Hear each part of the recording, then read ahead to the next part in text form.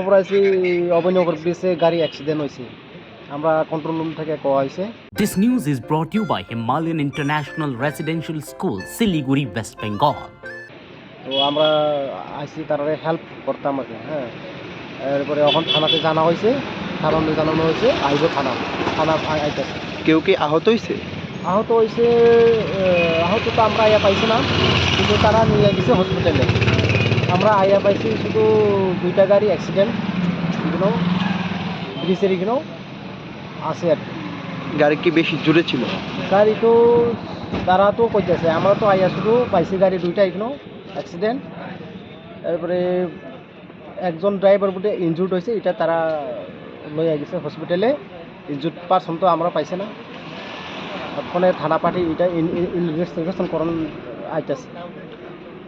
এরকম রাত্রেবেলা এত দুর্ঘটনা, মানে এই বিষয়টা মানে কিভাবে দেখছেন?